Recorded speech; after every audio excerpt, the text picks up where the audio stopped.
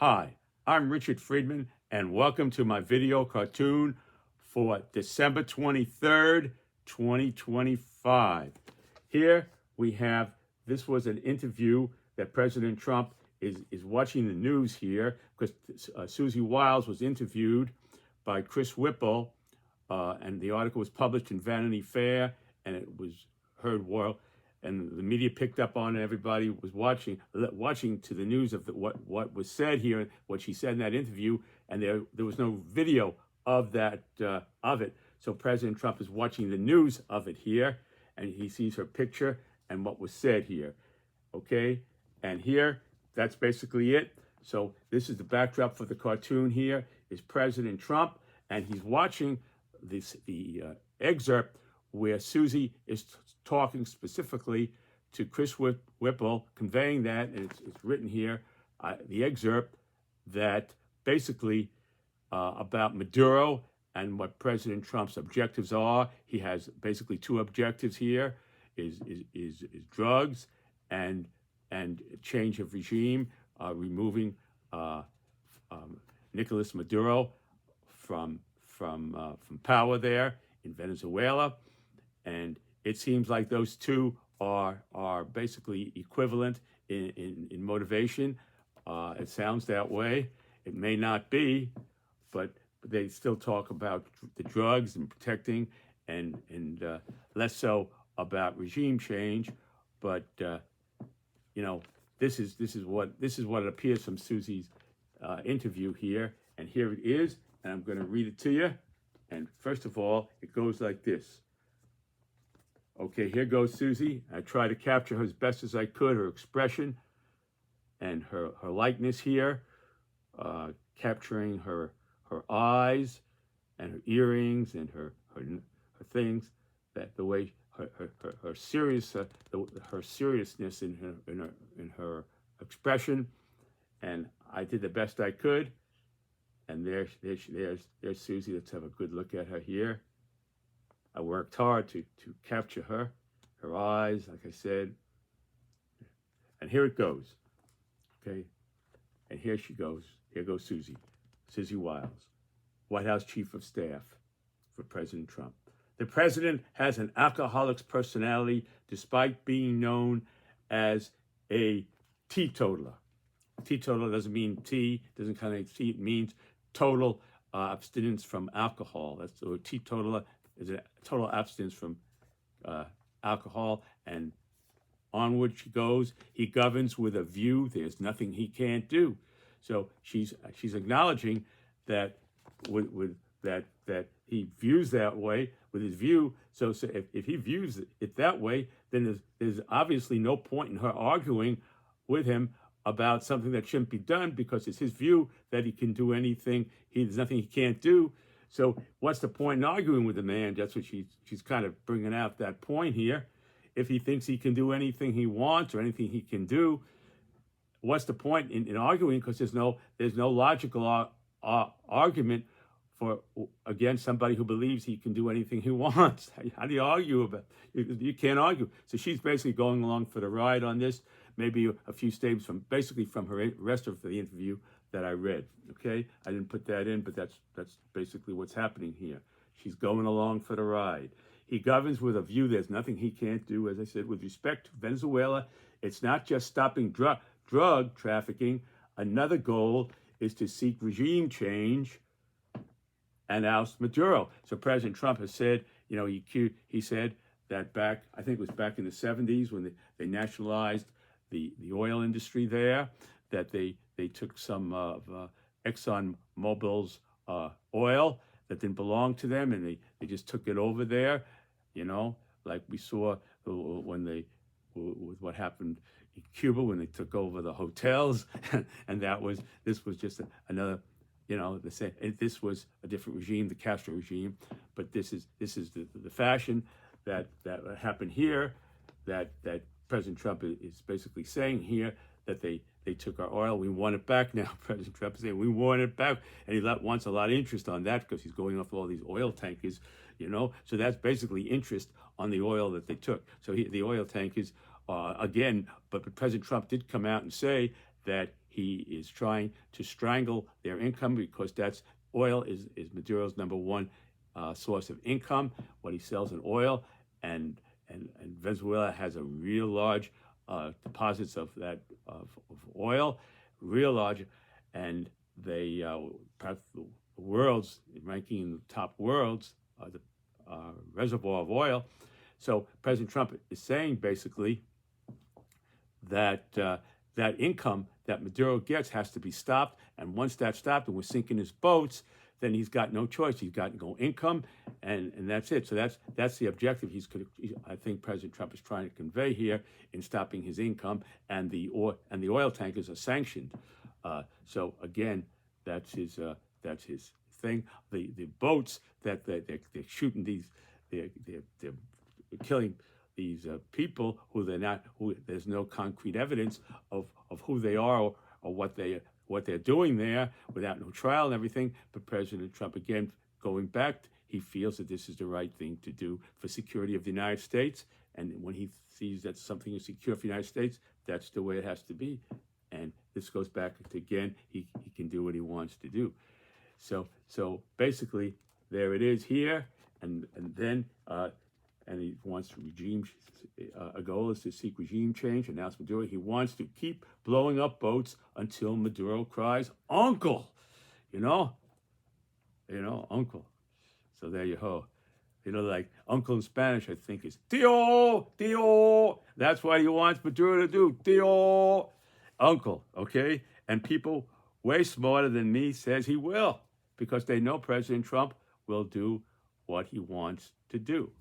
Okay, and there you have it. And Susie Wiles is not about to stand in front of a charging locomotive, President Trump. So she's just going along with the ride. And so you think this is a good idea, maybe? Well, I think it's good. Okay, fine with me. And that's the way it goes. And here's President Trump giving thumbs up to Susie here for that remark in my scheme of things. I just created this here. Created President Trump watching this newscast here, thumbs up to Susie, and he's saying, my Susie, here he goes. Let's see if I can get him in good here. There he goes. My Susie has again done a fantastic job, because he's always saying she's doing a fantastic job. Yeah, in supporting him, that's right. This interview will scare the shit out of Maduro even more than blowing up boats.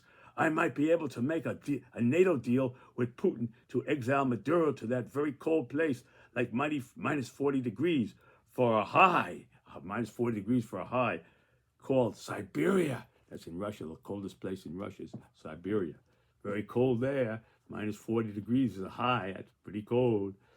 Okay, and that's okay. So that's what this is. President Trump's watching Susie in my creation here that I created. And the thing about it is that Putin has already says his position on the Donbass region, which is critical to Ukraine, is he's either going to take it by force or Ukraine is going to surrender it in a peace agreement. So there's no other way. So nothing is going to come of that on paper about that. That's the bottom line. So basically, in my mind, I think that Putin is ready to move on to other future objectives, and weakening NATO would be a good move in the right direction now to start weakening NATO. And President Trump has been receptive, hasn't been spoken very highly of NATO, and so it could be that President Trump to get Maduro exported or exiled to Siberia, that President Trump might make a deal to go harder on the future of in terms of getting the United States away from NATO. Okay, so that was my I made it up, but based upon everything I read and hear and things like that when I do these cartoons, I kind of use my imagination to put it all together, and you're the boss, you decide, So this could be a whole bunch of nonsense that I'm saying here, but it's something that I, in my own mind, from everything I read, sees it as a possibility that NATO could be a bargaining chip, perhaps even with Ukraine itself, with getting a peace deal with Ukraine or with NATO itself, in terms of working with Maduro. And Putin has some relationship with Maduro, so it would require for that to happen a few crackers thrown in that direction there. Okay, so there you have it. And that was President Trump giving thumbs up, and there was Susie Wiles here. I try to get her expression here, and her eyes and everything. I did the best I could. And there she was. And there's President Trump with thumbs up to Susie. Okay, and here we have Maduro.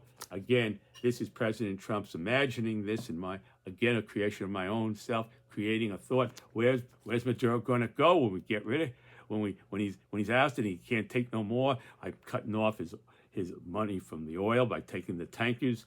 I'm shooting up his drug boats. He calls these alleged drug boats that are sailing along. Alleged, because we don't know for sure. We haven't got the evidence. We haven't seen any drugs coming out of those boats. We haven't seen the people knowing the confirmation that they were legitimate drug. We haven't done. All we have is their word. So we have to say alleged drug smugglers are being blown up on these boats, and therefore I'm doing everything I can. And sooner or later, Maduro is going to cry, "Tio, Tio." That means Spanish of uncle. She said uncle. I mean Tio, Tio.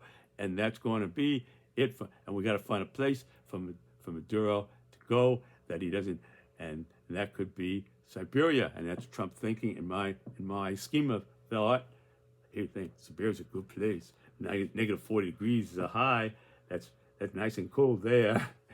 So there is, and here is President Trump thinking about Nicolas Maduro being in Siberia, landing in Siberia, and being exiled there. And there he is in Siberia, and here he goes. Siberia, mucho frío for suede. These are suede shoes. He has his shoes that I read. He has these beautiful suede shoes, almost $1,000 they cost. You know, people are hungry and starving there, but he's got these beautiful sneakers they're made by Loro Piana, Italian sneakers. And I'll have to ask President Putin where he gets his warm Russian Valenki felt boots. President Israel Valenki felt boots that are very warm, that I read about, that some Russian wealthy people wear. So he'd have to he'd have to trade in these Loro Piana Italian sneakers for some of those Valenki felt boots to keep his feet warm. So there he is, freezing in his suede. These are suede shoes. These are made from suede. Suede ain't too good for minus 40 degree temperature. Suede is not a good thing for that. You know, you don't wear suede in minus 40 degrees. And there he's got them on there, and he's freezing cold. And that's how I drew him there, saying he's going to have to get some warm Russian felt Valenki boots. Valenki boots. Okay, and there it is. Freezing. Here he goes. He's cold. He's really cold there. Boom. He's cold. All right, folks. Thank you for watching my video. God bless you. Happy holidays and a happy new year. And I'll see you next time. Bye.